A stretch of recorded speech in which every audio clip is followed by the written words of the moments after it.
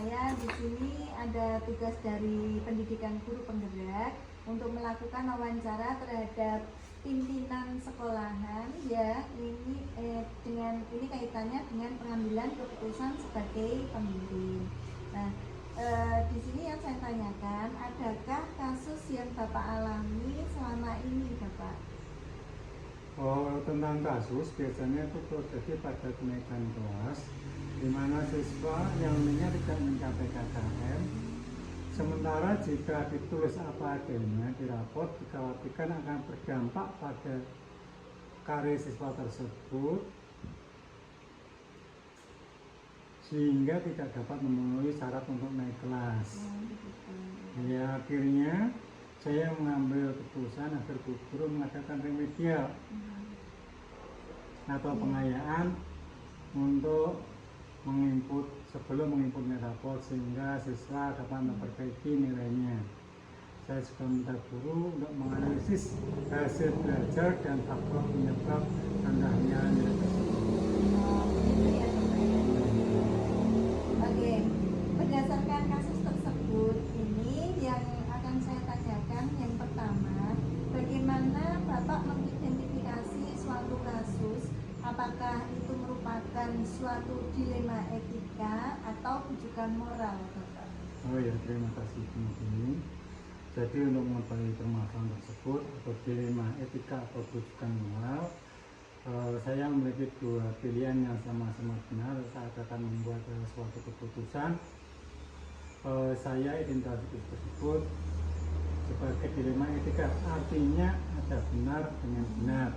Namun jika saya hadapkan dengan situasi yang membuat saya harus memilih antara benar atau salah, maka kasus tersebut merupakan rujukan moral.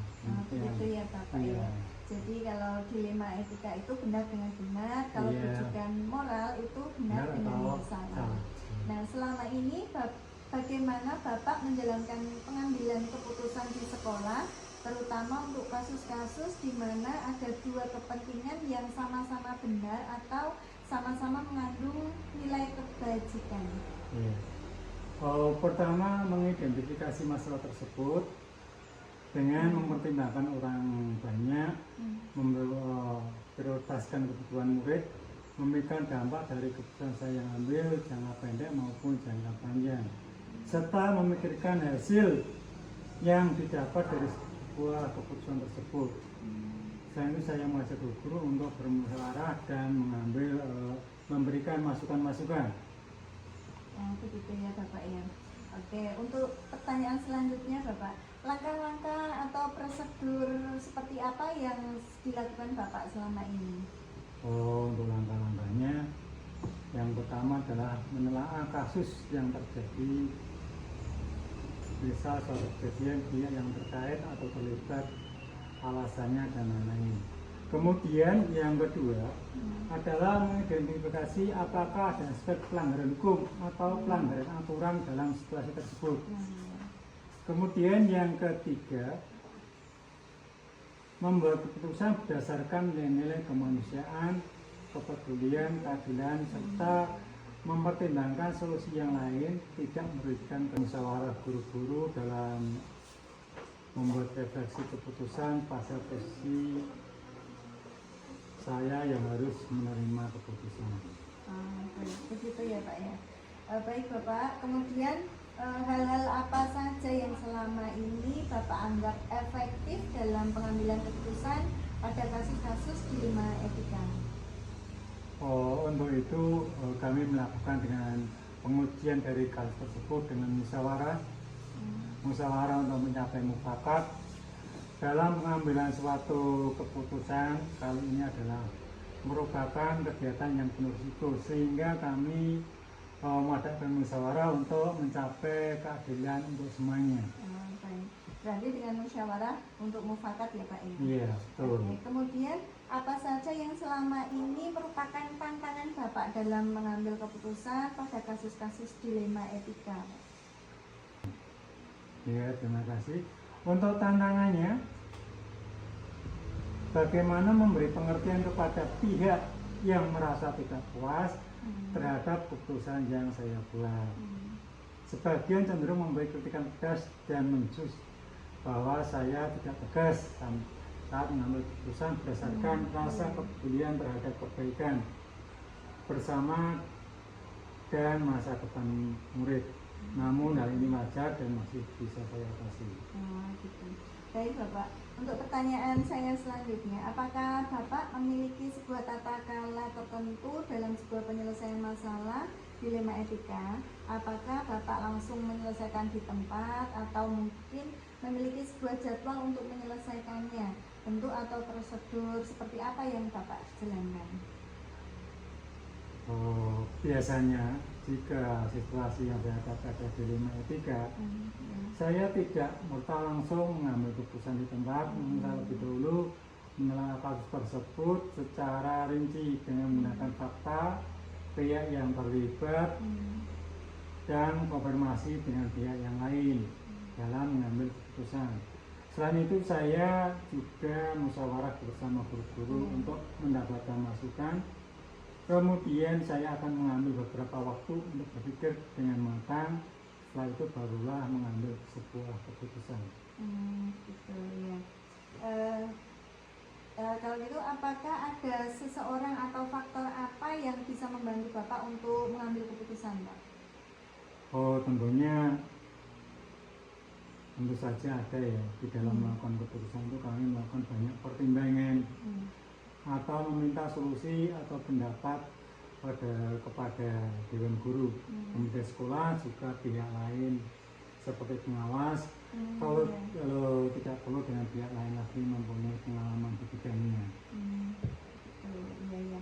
Kemudian dari semua hal yang telah disampaikan Bapak tadi, pelajaran apa yang mungkin Bapak dapat yang dapat Bapak petik dari pengalaman Bapak dalam pengambilan keputusan di dilema etika ini, Pak?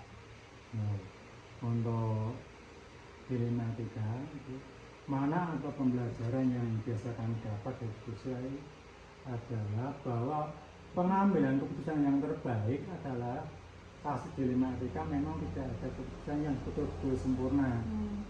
Suatu keputusan pasti memiliki kekurangan maupun kelebihan masing-masing. Maka untuk itu membuat keputusan hendaknya kita memiliki prinsip yang didasari nilai kebajikan yang luhur. Oke, iya. Baik, berarti dalam pengambilan keputusan itu hendaknya kita memiliki prinsip yang didasari nilai-nilai kebajikan yang luhur, gitu ya Pak ya? Iya. Baik Bapak, terima kasih atas waktunya. Mohon doanya semoga saya diberi kelancaran dalam menyelesaikan tugas saya di guru penggerak ini. Iya. Terima kasih Pak. Iya, sama-sama. Assalamualaikum warahmatullahi wabarakatuh. Waalaikumsalam.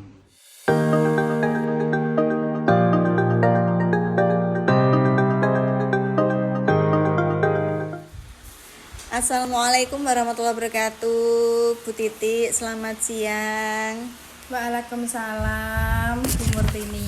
Iya, mohon maaf mengganggu waktunya sebentar, Bu. Saya ada tugas dari pendidikan guru penggerak yang kali ini akan mewawancarai kepemimpinan sekolah untuk dalam pengambilan keputusan. Oh, silakan Bu Murtini. Terima kasih Bu.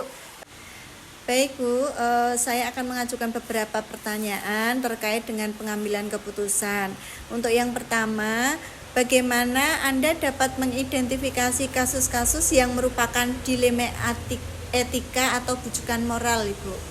Oh, begitu Bu. Biasanya di setiap lembaga, khususnya di sekolah karena saya pemimpin di sekolah, itu pasti akan muncul banyak sekali kasus. Dan dari kasus itu biasanya nanti akan muncul dilema, baik dilema secara etika maupun dilema secara moral.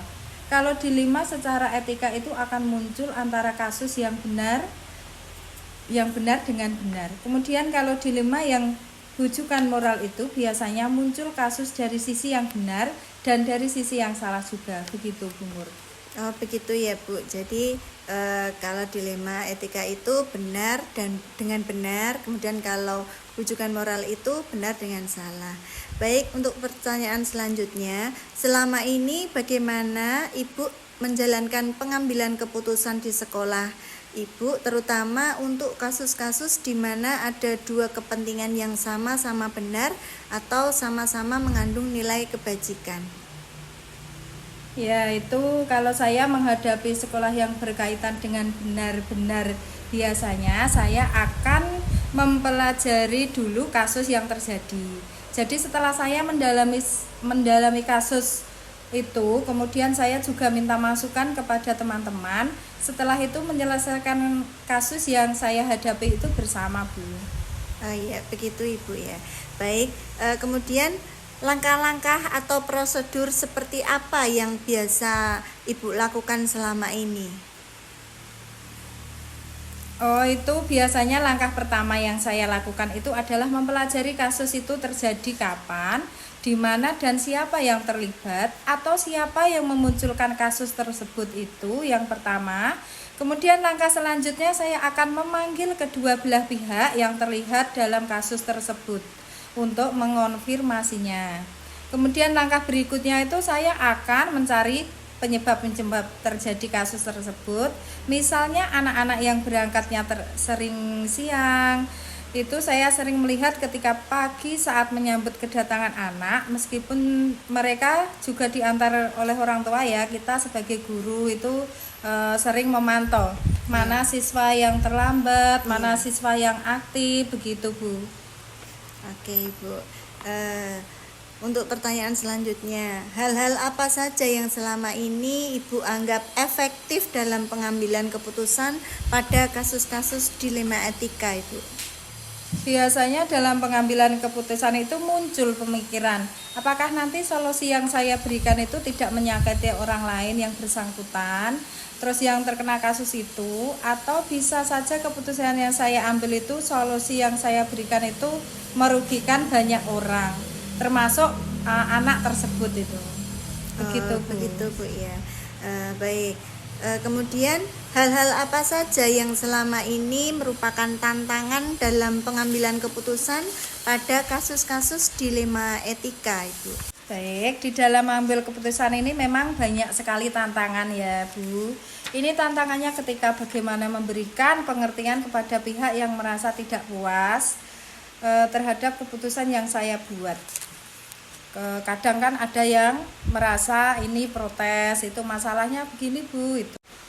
Sebagian cenderung memberikan kritikan pedas dan juga menjuge bahwa saya itu tidak tegas saat mengambil keputusan berdasarkan rasa kepedulian terhadap kebaikan bersama dan masa depan murid. Nah, dari segi itu saya bisa menerima masukan seperti itu Bu. Namun hal ini wajar dan masih bisa saya atasi seperti itu. Iya, baik Ibu. Kemudian apakah selama ini Ibu memiliki sebuah tata cara atau jadwal tertentu dalam sebuah penyelesaian kasus dilema etika? Apakah Ibu langsung menyelesaikannya di tempat atau memiliki sebuah jadwal untuk menyelesaikannya? Dan bentuk atau prosedur seperti apa yang Anda jalankan? Begini Bu, biasanya jika situasi yang saya hadapi adalah dilema etika, saya tidak serta-merta langsung mengambil keputusan itu di tempat ya. Namun saya terlebih dahulu menelaah kasus tersebut secara rinci dengan mengumpulkan fakta-fakta yang ada dari pihak yang terlibat dan formasi lainnya untuk mengambil keputusan. Selain itu, saya juga akan bermusyawarah bersama guru-guru semua untuk mendapat masukan. Kemudian saya akan mengambil beberapa waktu untuk berpikir dengan matang. Setelah itu barulah saya mengambil sebuah keputusan yang nanti dapat berguna untuk semuanya. Oke, iya Ibu, bagus sekali. Kemudian adakah seseorang atau faktor-faktor apa yang selama ini memudahkan atau bisa membantu Ibu dalam pengambilan keputusan dalam kasus-kasus dilema etika? Tentu saja ada. Di dalam melakukan keputusan ini kami melakukan banyak pertimbangan atau minta solusi dengan Pertama kepada Dewan Guru semua, lalu kita rapatkan dengan komite sekolah dan juga pihak lain seperti pengawas atau kalau perlu dengan pihak lain lagi yang mempunyai pengalaman di bidangnya. Oh, begitu ya Bu. Baik, dari semua hal yang telah disampaikan, pembelajaran apa yang dapat Ibu petik dari pengalaman Ibu mengambil keputusan dilema etika, Bu? Ya, dari semua itu saya ambil makna dan pembelajaran yang bisa kami dapatkan dalam diskusi ini adalah pengambilan keputusan itu yang terbaik adalah kasus dilema etika. Memang tidak ada keputusan yang betul-betul sempurna ya. Suatu keputusan pasti memiliki kekurangan maupun kelebihan masing-masing. Maka untuk itu membuat keputusan hendaknya kita memiliki prinsip yang didasari nilai-nilai kebajikan yang luhur. Begitu Bu Murtini. Oke, terima kasih Ibu atas waktunya. Saya cukupkan sekian.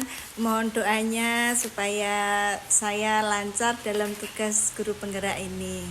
Alhamdulillah, terima kasih telah diberi kepercayaannya ya Bu Murtini. Semoga nanti lancar, tidak ada halangan suatu apapun dalam mengemban sebagai calon guru penggerak ya Bu Mur. Iya, terima kasih juga Ibu. Assalamualaikum warahmatullahi wabarakatuh. Waalaikumsalam warahmatullahi wabarakatuh. Saya pamit undur diri. Ya, monggo Bu Mur.